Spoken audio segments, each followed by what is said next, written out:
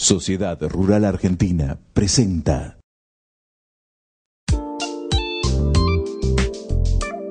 Hola país, bienvenidos, hombres de campo. Bueno, año 2015, recta final para las elecciones, digo, y comienza el paisaje a desmalezarse, comienza el paisaje a tener más claridad, comienzan a visualizarse en las encuestas, se pueden elegir muchas, pero de las más confiables ya lo ponen a Scioli, el gran fondista, el de la carrera larga, lo ponen arriba. Macri lo ponen como el caballo de la milla que viene rápido y ya lo tiene casi a la par. Y Massa, que era aquel caballo velocista de carrera corta, se está quedando. No tiene gestión Massa, a diferencia de Macri y de Scioli, que tienen qué cosas mostrar. Entonces allí se empieza a poner el panorama político de esa manera. Lo que tenemos que hacer a partir de ahora es hacer preguntas a los candidatos. Preguntarle a Scioli qué va a hacer con los miles de empleados que nombró la Cámpora. Preguntarle a Macri si todas las privatizaciones o estatizaciones van a quedar como están. Preguntarle a todos qué van a hacer con las tarifas, qué van a hacer con el dólar atrasado. Este es creo que la obligación mayor, saber a dónde vamos, saber que el próximo gobierno tiene que ser un buen gobierno, no un gobierno extraordinario, no un gobierno fundacional, ni un gobierno que sea el mejor del bicentenario, no, un gobierno en leve ascenso que despacito nos vaya llevando a un buen futuro y que la próxima elección lo importante no sea el que llega, no como en estas elecciones y en las anteriores, que lo más importante es lo que se va. Hombres de campo. Si se dan las condiciones, el país podría alcanzar el récord de las 100 millones de toneladas de granos. El campo argentino es alimento para todo el mundo.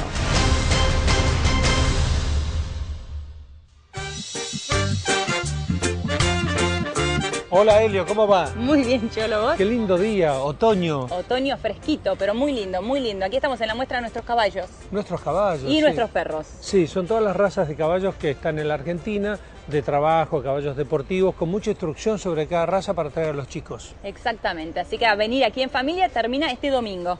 Mañana. Domingo, bueno. Sí, mañana termina. Bueno, Jorgito Pandini nos dejó preparada un informe sobre el nuevo utilitario que presenta Mercedes-Benz, la Vito. Una apuesta, una inversión. Exactamente. Bueno, Agustín Echevarne, economista, Fundación Libertad y Progreso. La herencia acá, ¿cuán grave es y qué deberían hacer cualquiera que llegue el año 2016 al gobierno? Bien, estuvimos en la Jornada Nacional de Malezas, esto organizado por el INTA Santa Fe. Una de las cosas que más preocupan a los productores en todo el país son las malezas resistentes y las pérdidas que significan tener este tipo de malezas, ¿no? Hicieron un cálculo allí en la jornada hablando de entre un 10 y un 20% de la producción afectada por estas malezas resistentes, significarían pérdidas de rendimiento en 5.000 millones de dólares en un año, muchísimo. Veamos qué nos decían.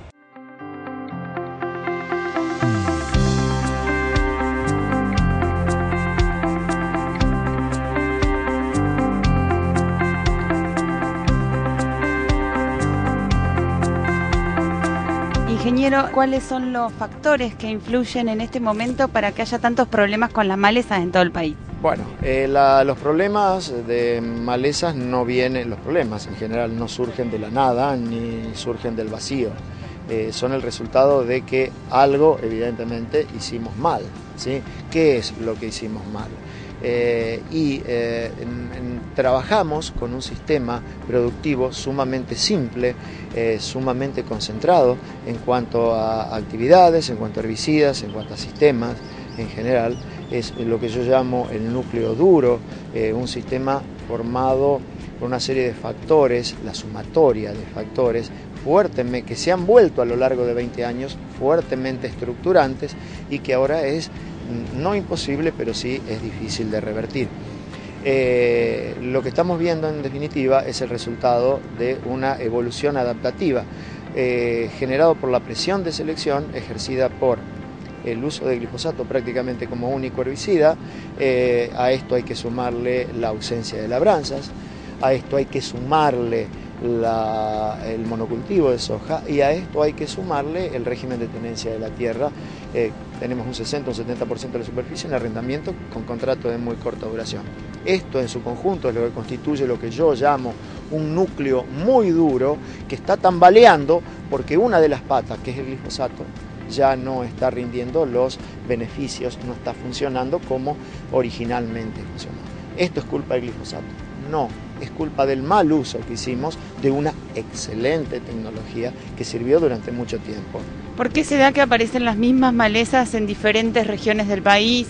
Son malezas que se les dicen muy plásticas, que tienen la capacidad de adaptarse a una muy amplia variedad de ambientes, y eso le permite prosperar en distintas regiones de nuestro país, lo cual no implica que necesariamente las estrategias de manejo sean las mismas, por más que las malezas sean las mismas, porque al ser distintos biotipos, al estar adaptada a distintas condiciones, probablemente también su comportamiento frente a las estrategias de manejo también sean distintos.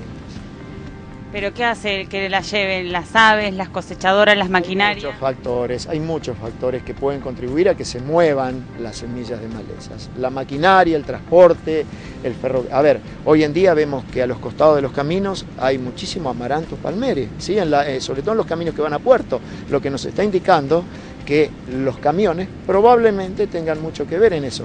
Un camión que ha cargado soja que viene de un lote con mucho Amaranthus palmeri, también va a tener, además de la semilla de soja, semilla de Amaranthus palmeri, que se va a ir decantando, va a llegar al fondo del camión, y a medida que el camión salta, no solamente va a ir perdiendo semilla de soja, también va a ir tirando semilla de Amaranthus palmeri, ¿sí? Las cosechadoras son también un factor importante, por lo tanto nosotros hacemos mucho hincapié que dentro de las estrategias de prevención está la limpieza de la cosechadora, sobre todo cuando sabemos que es probable que venga de un lote sucio, de una región donde hay problemas de este tipo de malezas. Hoy existen técnicas, que sería largo describir ahora, pero existen técnicas que permiten hacer en forma práctica la limpieza de los equipos, por lo menos para reducir la probabilidad de que esos equipos me dejen malezas adentro del campo. Por último, ingeniero, las recomendaciones entonces para el productor sería monitorear, informarse y capacitarse. La recomendación para el productor es, primero debe capacitarse, debe informarse, debe estar atento. Yo sé que el productor argentino le gusta hacer su propia experiencia. Que el lapso entre la experiencia y las tomas de las decisiones adecuadas sea lo más breve posible, ¿sí? Para evitar que estos problemas sigan progresando. Deberá olvidarse de solamente herbicidas para el control de malezas, esa es otra recomendación, apoyarse en otras prácticas, apoyarse en el ingeniero agrónomo capacitado. Lamentablemente, frente a esta situación de maleza, el productor ha perdido parte de su independencia, Él sabía, solito se arreglaba, si total con el glifosato manejaba todo. Hoy sabemos que no es así, e insisto, no por culpa del glifosato, por culpa del mal uso que hicimos del glifosato, ¿sí? ¿Por qué es importante la rotación de cultivos en el control de maleza? Una de las principales es que nos permite, si intensificamos la rotación, tener el suelo cubierto la mayor cantidad de tiempo, y esto significa que estamos usando los recursos como el agua, la radiación, los nutrientes para nuestro uso, que son los cultivos, y no para las malezas. Cuanto más largos son los periodos sin cultivo, tenemos que en ese tiempo controlarlos con otra forma, como puede ser de forma química, pero estamos desaprovechando esos recursos. Entonces la idea es que con rotaciones que intensifiquen, o sea que hagamos más cantidad de cultivos por año, podamos usar los recursos a nuestro favor con producción de granos y no que lo utilicen las malezas. ¿La no rotación fue una de las causas por las que tenemos estos problemas de malezas hoy? Sí, una de las causas es esa. La no rotación, y no rotar tampoco te permite usar tantos herbicidas porque es más acotado, ya que no todos los cultivos uno puede usar cualquier herbicida. En cambio, al tener una rotación diversa con diferentes cultivos, hay herbicidas que funcionan bien en un cultivo, otros herbicidas en otro, y eso es una de las formas de evitar la generación de resistencia. Y después también, no solamente cambiando los cultivos, sino cambiando, por ejemplo, fechas de siembra, nos permiten que determinadas malezas podamos atacar determinadas camadas antes de la siembra del cultivo, o que el cultivo compita, o sea, cambiando la fecha de siembra de ese cultivo es una forma también de aumentar la diversidad en el manejo. ¿Los productores están abiertos a estas nuevas recomendaciones o a estas recomendaciones que les están dando hoy? Yo creo que sí, porque se quemaron un poco los papeles, no solo a los productores, sino también a los asesores y a todos los que estamos en el tema, y no te queda otra que empezar a buscar cualquier detalle, dato que te ayude, y en ese dato están abiertos a encontrar nuevas soluciones, que parte hoy viene por herbicida y mucha otra parte no, sino por lo que es rotación de cultivo, manejo de los cultivos en sí y demás, así que se están abiertos a esa tecnología, más que nada de procesos. ¿Cuál es el papel que juega la siembra directa en este tema? Bueno, la siembra directa está también en el foco de la tormenta, porque mucho se le critica a la siembra directa como factor que colaboró en esto. Si bien nosotros creemos que la siembra directa quita una herramienta que es la labranza para el manejo de malezas, pero nosotros creemos que los beneficios que genera como práctica general en el sistema son mucho más superiores a esta debilidad. Entonces creemos que con otras prácticas complementarias podemos mantener un sistema de siembra directa funcionando y tener un control relativamente bueno de malezas. Sí, hay realidad que en algunas zonas puntuales, o lotes puntuales o malezas puntuales, por falta de conocimiento todavía, se fueron de las manos y quizá en esos lotes haya que hacer algún tratamiento especial para retroceder a una situación anterior, pero con conocimiento y con lo que se está trabajando, la gran mayoría de las situaciones son manejables en siembra directa. ¿En todas las zonas del país existen las mismas malezas? No necesariamente, sí hay algunas que se repiten en distintas zonas, cada vez más pasa eso, había algunas malezas que eran solamente de alguna zona y nosotros vemos, por ejemplo, un ejemplo típico es el tema de ryegrass. Ryegrass como problema de maleza resistente aparece más en el sur de la provincia de Buenos Aires y ahora prácticamente hasta el norte ya está, porque lo vamos dispersando nosotros, no hay duda. Pero en general, como se vio hoy, hay malezas que se repiten. Por ejemplo, coniza, que es rama negra, se repitió prácticamente en casi todas las disertaciones de hoy, porque si bien esa justamente no es una especie resistente, es una especie que requiere un manejo más detallado y a veces más costoso y a veces más costoso en tiempo. Es decir, implica controlar quizás desde dentro de 20 días, a veces hasta el final del barbecho, cosa que el productor por ahora no está muy acostumbrado a hacer, y también tiene que ver con algo que se habló allí, de que en muchos casos el productor que hoy está en un lote, el año que viene no va a estar manejando ese lote, o el productor o el arrendatario. Eso modifica todo lo que nosotros estamos diciendo, es decir, yo puedo hacer, o hubo disertaciones sobre manejo a largo plazo de malezas, y que deberíamos, por ejemplo, tender a bajar los bancos de semillas de las malezas. Ahora, eso en un contexto de un arrendamiento a un año no existe. ¿Por qué? Porque con toda razón el arrendatario me va a decir, ¿por qué yo voy a controlar el banco de semillas, que a mí no me molesta en este año? Sí va a molestar dentro de 2 años, pero yo no voy a estar más acá dentro de 2 años. Entonces, nosotros desde el punto de vista, si se quiere, académico, técnico, podemos decir qué sería lo mejor para hacer. Ahora, hay, como dijo el ingeniero Juan Carlos Papa, hay un núcleo duro, un núcleo estructural de cómo se está haciendo agricultura que hace que todo lo que nosotros decimos a veces no sea muy aplicable. Entonces, para mí lo más importante de estas jornadas es tratar de ver cuáles de esas cosas estructurales no se pueden cambiar. Porque si a mí me convencen de que ninguna de ellas se puede cambiar, entonces yo diría, bueno, no hace falta que nosotros sigamos diciendo cómo hay que controlar la maleza, porque va a llegar el momento que vamos a tener que dejar algunos lotes sin hacer agricultura, porque las malezas parecen muy apocalíptico, pero no lo es, porque hay algunos lotes que ya no se están cultivando por la cantidad de malezas que hay. Y como también se dijo hoy, la maleza empieza a ser casi el factor condicionante de un montón de cosas. Es decir, un lote que hoy tenga, como hay cerca de aquí, sorgo de Alepo resistente a graminicidas y a glifosato, no se alquila muy fácil o no se va a poder alquilar muy fácil, porque de entrada eso implica un costo muchísimo mayor que a lo mejor un vecino que no tiene esa problemática. Entonces, eso hay que empezarlo a ver desde otros lugares, desde otros puntos de vista, y creo que el mensaje también tendría que ir destinado a los dueños de campos.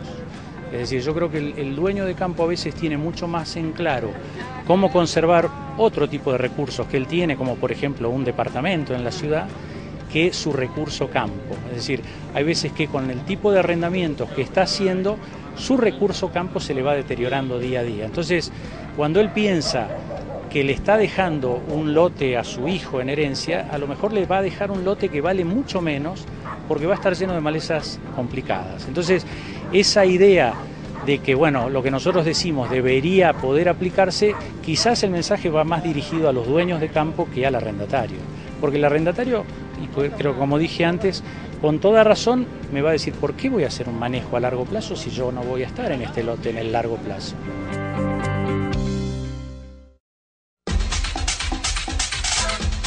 Automóvil Club Argentino.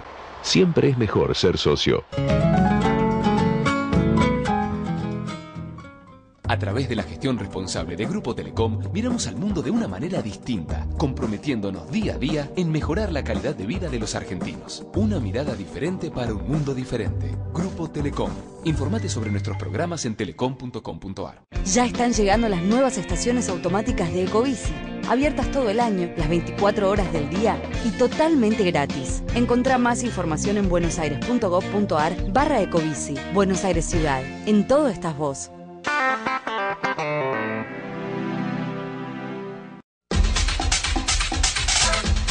Hombres de Campo, estamos con Agustín Echevarne, que es director de Libertad y Progreso. ¿Cómo estás?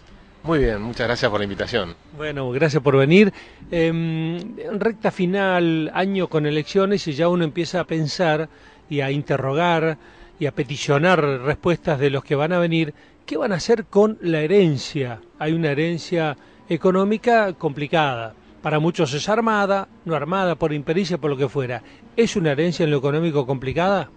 Sí, es una herencia complicada que viene orquestándose durante 12 años, es decir, que no es que lo armaron ahora para jorobar el problema, sino que es un problema de tener políticas populistas durante 12 años que se van acumulando los problemas, pero ya estamos en un momento donde te vas a heredar un gobierno con un país que entró en recesión, que va a tener un 7% de déficit fiscal y altísima inflación.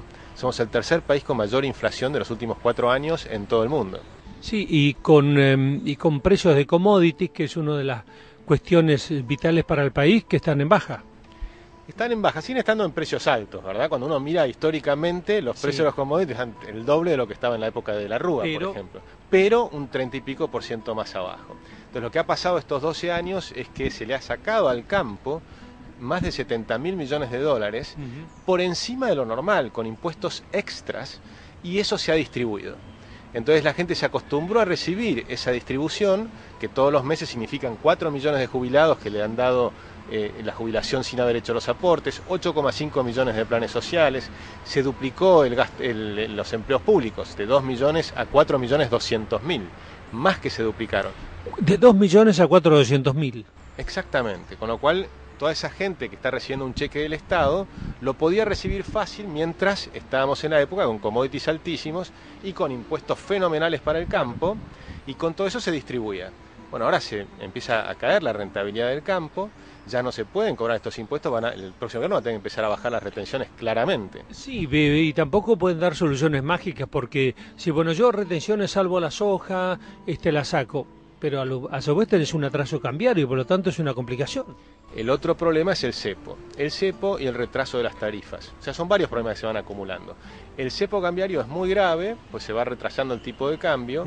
Es muy grave porque afecta a las inversiones. ¿Quién va a traer dólares para ingresarlos a 8.80 cuando ve que el dólar paralelo está en 12.80? Es decir, es muy difícil ingresar dólares de esa manera, a menos que tengas un tema muy atado, ¿no? Que te permitan cosas extras. Por eso se hacen contratos que son ocultos, con cláusulas ocultas para el tema de petróleo, etcétera, etcétera. Con lo cual, salir del cepo va a ser una de las materias primeras que va a tener que hacer el próximo gobierno. Va a ser difícil y va a haber que hacerlo. Y va a ser duro. O sea, la gente tiene que empezar a saber que sea quien sea el que gane, vamos a tener un año difícil con el año 2016. Cuando algunos dicen, no es comparable a cuando llegó Labaña, Duhalde, y uno de a ratos dice, no sé si no es tan comparable si siguen las cosas así. En algunos aspectos es mucho peor, porque hay otra herencia que hay que ver además de la económica. Por lo pronto Argentina además tiene una deuda muy grande, tiene una deuda mayor de la que... ¿Cuánto es la deuda? Y nosotros calculamos en 283.000 millones de dólares. ¿Con vencimientos cercanos? No hay tanto problema de vencimiento cercano, o sea, se puede refinanciar, va a haber una reestructuración, seguramente en el sentido de hacer un revolving de la deuda, de emitir bonos nuevos para pagar los antiguos, etcétera. Una vez que se arregle con el tema de los holdouts, que eso es otro de los temas pendientes, que ahí van a hacer otra emisión de bonos tal vez por 20.000 millones de dólares adicionales, ¿no? Incluyendo todos estos temas, hacia fin de año nosotros estimamos una deuda en 283.000 millones, con el déficit de este año más el déficit del año pasado. Ya se viene acumulando 2 años de muy fuerte déficit fiscal. Sí, cuestiones también que por ahí no sé si uno tiene tanta conciencia en la calle, pero que es serio, creo que somos el primer país, no sé si hay algún otro que falsea sus propias estadísticas. Bueno, no sé si hay algún otro, pero claramente en los listados, por ejemplo, en revistas internacionales, el único que figura es Argentina con un asterisco que dice estas estadísticas no son confiables. Todos los demás son confiables. Con lo cual, ese es un problema adicional. Pero yo me refería también a los temas institucionales. O sea, Argentina ha perdido cosas muy graves. La moneda es una institución. Recuperar la moneda es indispensable y es una materia pendiente.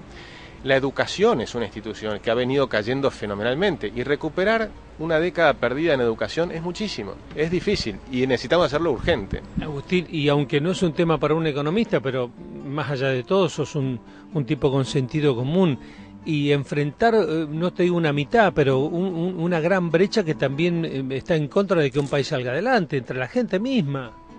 ¿Te refieres a las divisiones? Claro, a las divisiones que han germinado odio. Sí, creo que eso tal vez sea lo más grave de todo lo que ha pasado, ¿no? Porque la verdad es que desde que empezó la democracia nuevamente, tanto el presidente Alfonsín como el presidente Menem y el presidente de la Rúa no buscaron divisiones entre los argentinos. Y en cambio este gobierno volvió al peronismo primitivo y todo ese conflicto con la gente del campo es tremendo.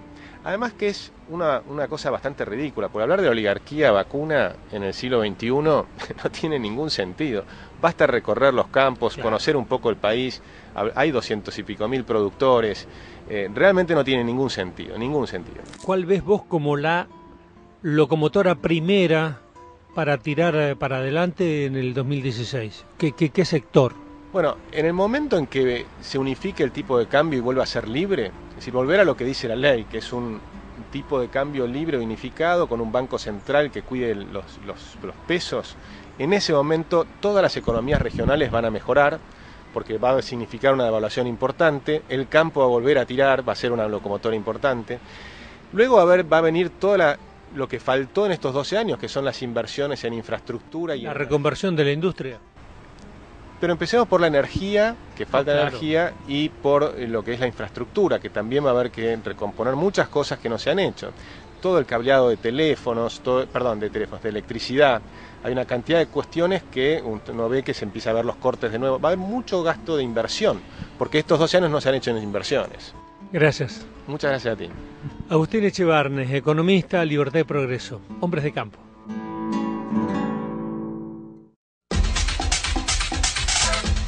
Bolsa de Comercio de Rosario. Cámara Argentina de Consignatarios de Ganado. Más de 200 empresas al servicio de la producción pecuaria. Instituto de Promoción de la Carne Vacuna Argentina.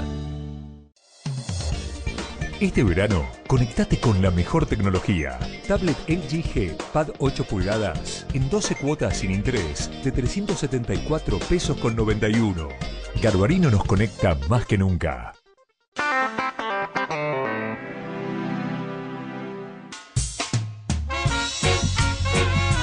Seguimos en Hombres de Campo, me hablabas hoy de una nueva inversión. Una nueva inversión, sí, a pesar de lo mal que se encuentra en este momento el mercado automotor aquí en la Argentina, Mercedes-Benz apuesta igualmente al país y van a producir aquí en Argentina la nueva Vito, una utilitaria de Mercedes-Benz.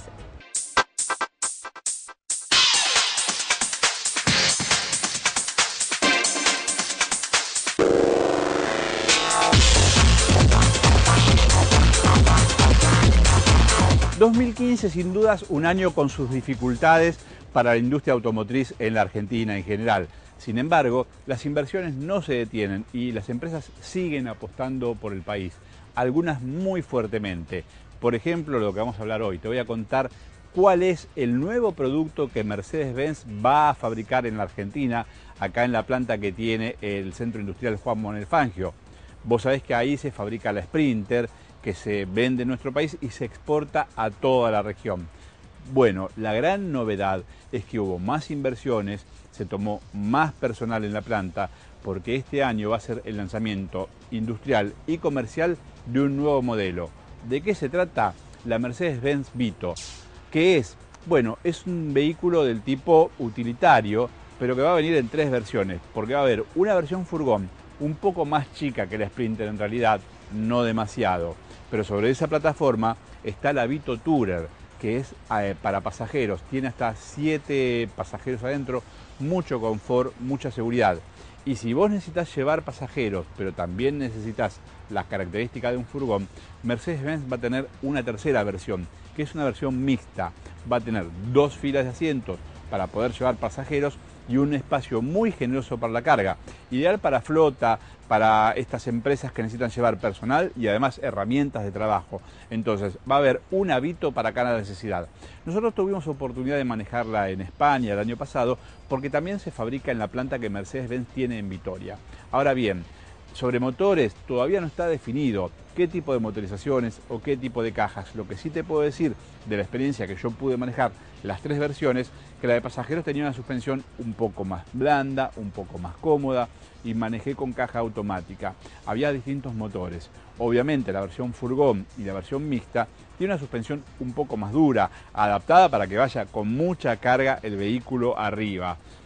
Respecto a la tracción, en Europa se estaba por lanzar una versión de tracción integral, pero lo característico es que tiene versiones de tracción delantera y otras con tracción trasera. Como ves, un vehículo que es muy funcional, distintas posibilidades de motores, distintas posibilidades de tracción, distintas posibilidades de configuración.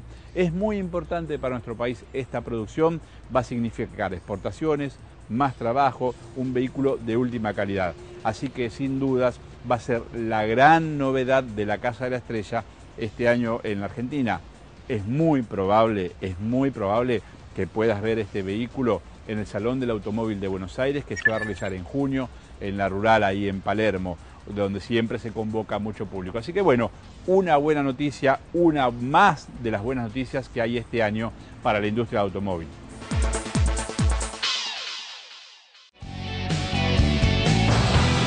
Llegando al final, Elio. Bien, y recuerden todos que hasta mañana está la muestra de nuestros caballos y nuestros perros aquí en la Rural, una gran muestra para venir y disfrutar en familia. Bueno, ¿sabes mucho de perros? Bastante, sí, bueno, trabajé muchos años en el portal de la mascota. Sí. ¿Estás en la campaña de, en vez de comprar una raza, adoptar uno de la calle? El Pepe puro perro. Perros de la calle, sí, ¿por qué no? En vez de estar comprando un perro de raza, un perro de la calle, claro. Que tengas buena semana. Gracias, Cholo. Hasta la semana que viene, país. Muy buena vida.